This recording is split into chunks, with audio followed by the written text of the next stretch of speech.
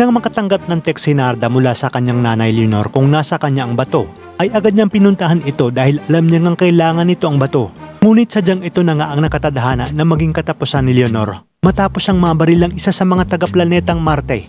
At hindi na nitong magawang malunok ang bato na inihagis ni Darna. Matapos ito ay agad na dinala ni Narda at ng kanyang lola ang halos nag-aagaw buhay na si Ding. Dito na nga sinabi ni Narda sa kanyang sarili na nung kailangan siya ng kanyang nanay ay wala umano siyang nagawa.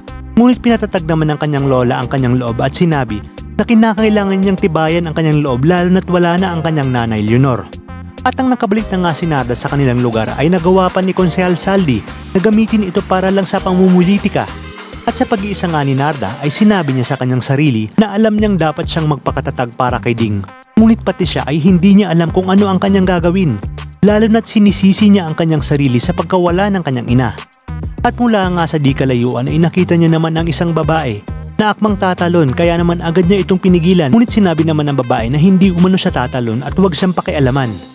Isang kagimbal-gimbal na balita naman ang bigla ang pagkawala ng mayor at vice mayor ng Nueva Esperanza dahil sa isang aksidente na lingid sa kaalaman ng lahat ay pakana ng nooy konsehal na si Sal de Ballesteros na may ambisyong maging mayor.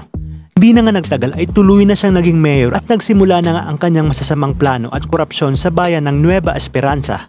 At dahil likas na nga kay Narda ang pagiging matulungin na itinuro ng kanyang ina ay di na nga siya nagsayang pa ng oras nang makita niya ang isang snatcher ng bag ng isang alik kaya agad niyang tinulungan ito. Kaya naman dito niya na ipinakita at ipinamalas ang kanyang galing sa pakikipaglaban para mahuli ang magnanakaw at dito na nga rin sila muling nagtagpo ng kanyang dating nailigtas na ngayong pulis na si Brian Robles. Sa inyong palagay, si Brian Robles na nga kaya ang siyang bibihag sa puso ni Darna dahil lang kung kaya't hindi niya magagawa ng tama ang kanyang misyon? Yan ang mga dapat nating abangan dito lang sa nag-iisang original Pinay superhero na Darna.